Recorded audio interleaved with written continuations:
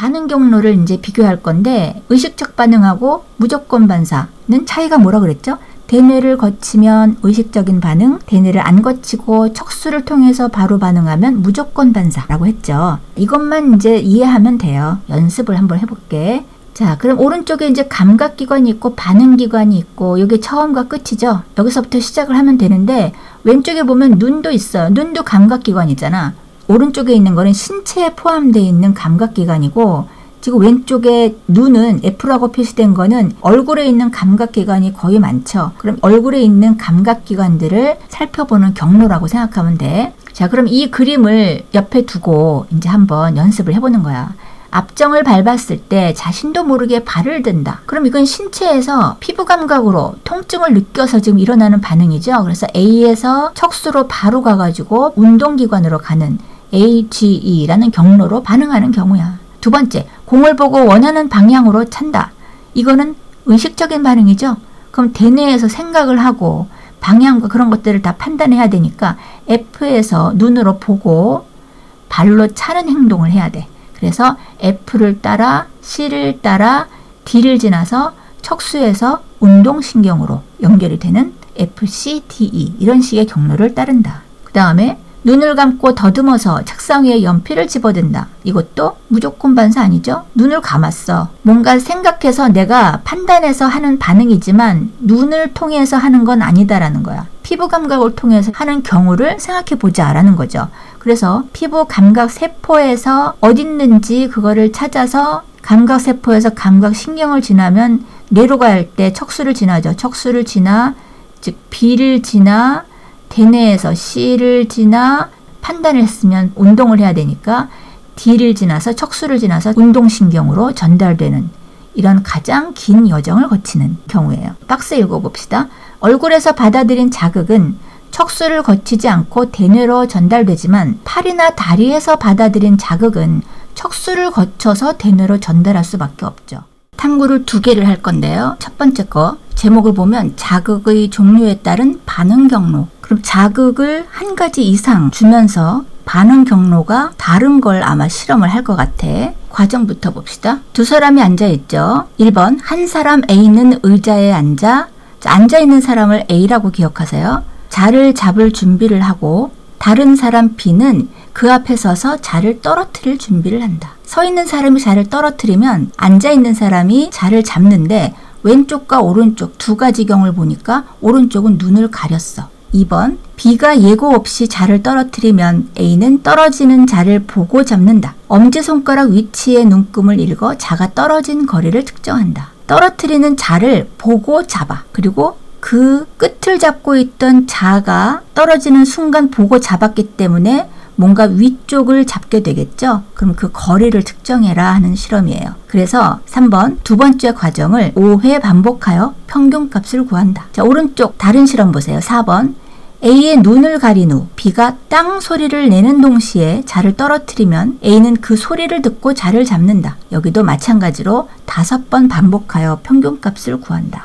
실험 결과가 어떻게 됐냐면 눈으로 볼 때하고 소리를 들을 때하고 두 줄이 있는데요. 5번 실험값을 보니까 소리를 듣고 잡았을 때 자의 이동거리가 더 길었어요. 평균값을 보니까 1.5배나 더 길게, 더 늦게 잡은 거죠. 읽어볼게요. 자가 떨어진 거리가 길수록 자를 잡기까지 걸린 시간이, 즉 반응 시간이 길다. 자, 오른쪽에 있는 그래프는 무슨 뜻인가 보자. 위에 있는 표를 가지고 그래프를 그린 게 아니고 시간을 재서 표현한 거예요. 자가 떨어진 거리가 점점 늘어날 때 시간이 더 걸린다. 즉 자가 많이 떨어진 다음에 잡았을 때는 자가 떨어진 거리가 긴 거죠. 그럼 그만큼 반응 시간이 더 걸렸다. 이렇게 그래프로 표현한 거예요. 화살표. 떨어지는 자를 눈으로 보고 잡는 반응이 땅 소리를 귀로 듣고 잡는 반응보다 빨랐다. 그 다음 시각을 통한 반응과 청각을 통한 반응은 반응 경로가 다르기 때문에 반응 시간에 차이가 난다. 경로의 순서가 많은지 적은지를 한번 볼게요. 경로를 한번 봅시다.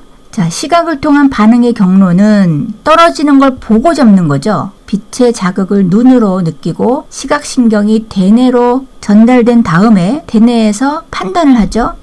잡아야 되겠다라는 판단이 되면 척수, 운동신경, 손의 근육을 통해서 자를 잡게 되는 거고, 청각을 통한 반응의 경로를 보면 소리를 듣고, 눈을 가렸죠. 소리를 듣고 귀를 통해서 청각신경, 대뇌를 통해서 판단하면 척수, 운동신경, 손의 근육을 통해서 자를 잡았어. 그러면 지금 순서상으로는 대뇌를 안 거치거나 뭐 이런 차이는 없어요. 그런데도 불구하고 청각을 통한 반응의 경로는 더 걸렸다. 그러므로 정리 1번. 떨어지는 자를 잡는 반응은 대뇌가 반응의 중추인 의식적 반응이야. 이건 무조건 반사 아니죠? 보고 또는 듣고 판단해서 운동을 하는 의식적 반응입니다. 근데 2번. 감각기관에서 받아들인 자극이 신경계를 거쳐 반응으로 나타나기까지는 어느 정도 시간이 필요하며, 이때 걸리는 시간은 자극의 종류에 따라, 여기서는 지금 눈으로 봤느냐 청각으로 들었느냐, 자극의 시작이 달랐죠. 자극의 종류에 따라 차이가 있고 사람에 따라서도 다르게 나타난다. 자, 이거는 다른 자극을 가지고 실험을 했을 때 반응 시간이 달랐다라는 것을 알아보는 건데, 즉 반응 경로가 다른 실험인 거죠. 확인 문제 해봅시다. 1번. 위 실험에 대한 설명으로 옳은 것은 동그라미, 옳지 않은 것은 X로 표시하시오. 1번. 떨어지는 자를 잡는 반응의 중추는 척수이다. 아니죠. 이건 판단해야 되죠. 척수가 중추가 되는 거는 무의식 반응이다. 이거는 의식적 반응이야. 그래서 의식적 반응의 중추는 대뇌이다. 2번. 반응이 빠르게 일어날수록 자가 떨어진 거리가 짧다. 내 반응이 경로가 빠르게 나타나는 그런 경로를 통해서 실험을 했을 때는 빨리 잡았다.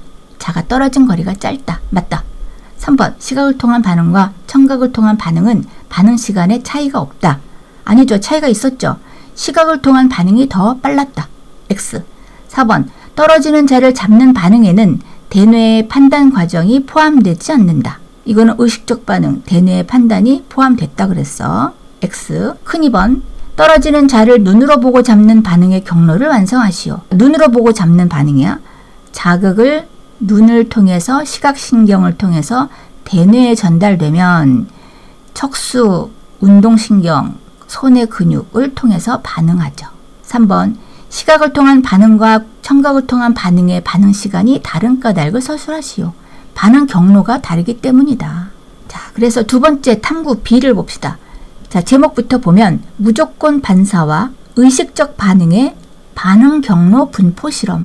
아, 이제 무조건 반사와 의식적 반응 두 가지를 실험하는구나. 이렇게 알고 보면 돼요.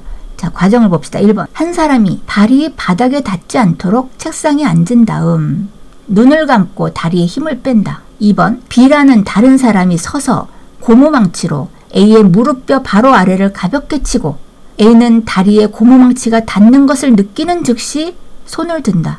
고무망치가 무릎에 닿는 순간 손을 들어야 돼. 자, 그랬을 때 결과가 어떻게 되는지. 첫 번째. 고무망치로 무릎뼈 아래를 치면 자신의 의지와 관계없이 다리가 들리는 반응이 일어난다. 화살표. 무릎 반사는 무조건 반사이다. 두 번째. 고무망치가 닿는 것을 느끼고 오른팔을 드는 것은 자신의 의지에 따라 일어나는 의식적 반응이다. 화살표. 고무망치의 자극은 대뇌로도 전달된다. 이게 뭐냐면 고무망치가 닿는 순간 내가 이거를 대뇌에서 인지를 하고 손을 들었다는 거지. 무릎이 들려지는 무조건 반사가 아니고, 무릎의 무조건 반사는 척수가 중추인 반응이고, 감각이 대뇌로 전달돼서 손을 드는 것은 대뇌를 지나가는 의식적 반응, 즉 대뇌가 중추인 반응인 거죠. 세 번째, 다리가 들리는 반응이 팔을 드는 반응보다 더 빠르게 나타난다. 화살표. 다리가 들리는 반응의 경로가 팔을 드는 반응의 경로보다 짧고 단순하기 때문이다. 이거는 척수 반사냐 대뇌 반사냐, 대뇌를 가느냐 안 가느냐기 때문에 탐구 A는 단계를 거치는 양은 똑같았는데 반응 경로가 달라서 시간이 달랐죠. 근데 이거는 아예 경로 자체가 다른 거죠. 자, 탐구 A하고 탐구 B하고도 우리 비교하면 그렇게 비교할 수 있어요. 경로를 읽어봅시다. 다리가 들리는 반응의 경로는 무조건 반사는 자극을 받아서 감각신경을 지나서 척수에서 바로 운동신경으로 반응하죠. 팔을 드는 반응은 무릎에 자극을 받았어. 감각신경을 통해서 척수를 지나 대뇌에서 느끼니까 자, 손을 들어야 되겠다는 판단을 하는 거죠. 그래서 한 단계 더 거치는, 두 단계를 더 거치네. 그치? 대뇌와 척수를 한 번 더 지나야죠. 이렇게 거치는 반응이었다.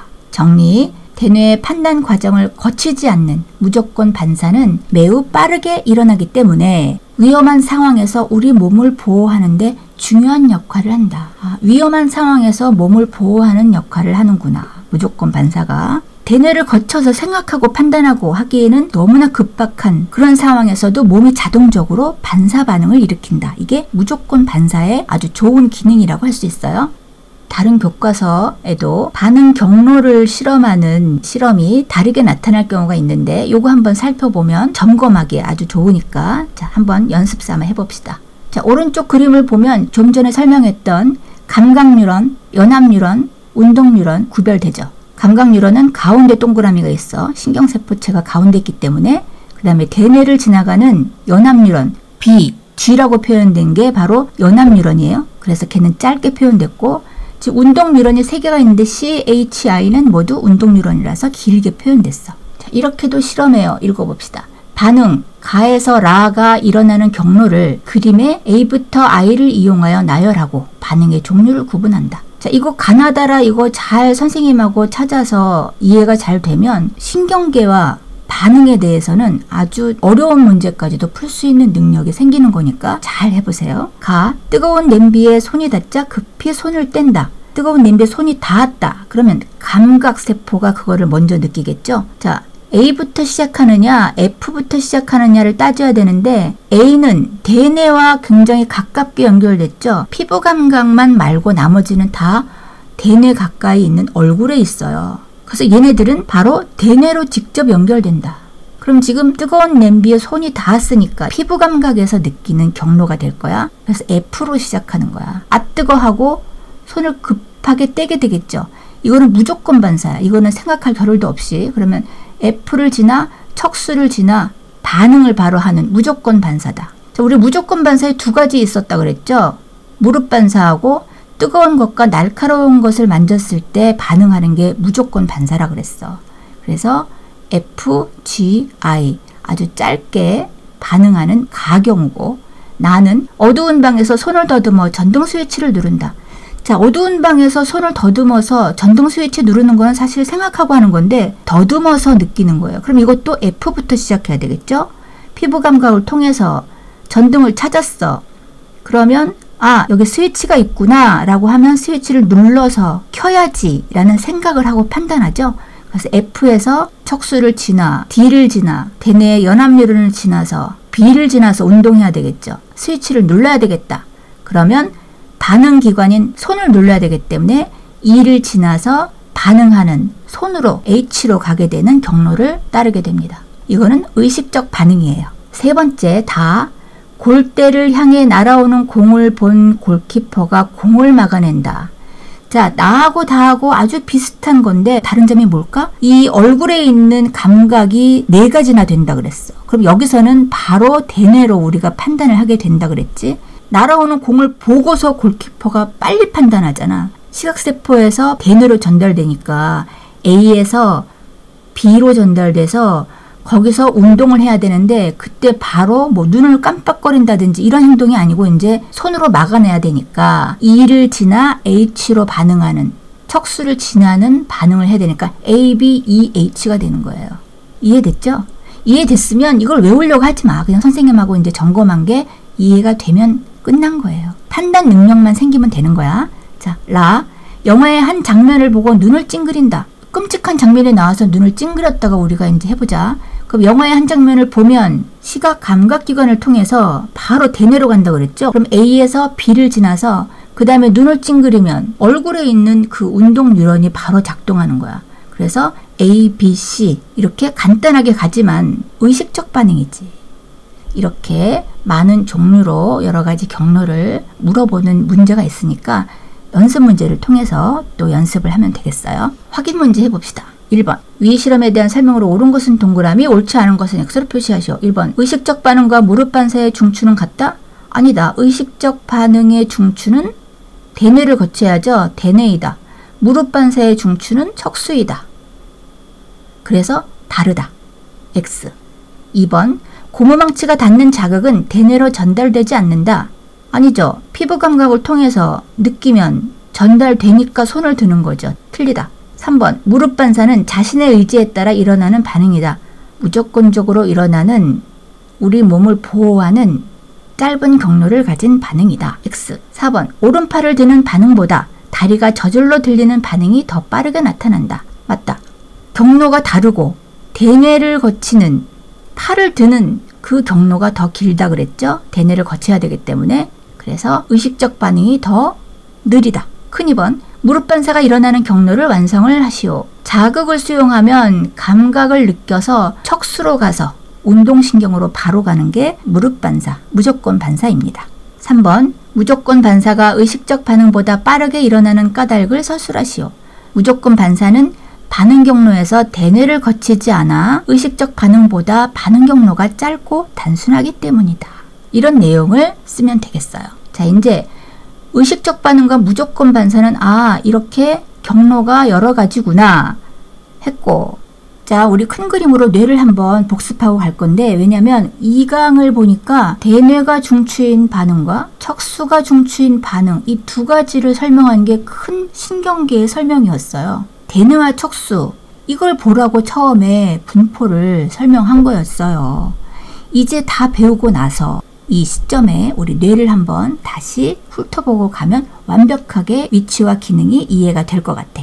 대뇌, 좌우 두 개의 반구로 나뉘어 있고, 지금 옆에서 보니까 모르지만 우리 뇌 보면 이렇게 두 개로 양쪽으로 갈라져 있어요. 반구로 두 개가 합쳐진 거야.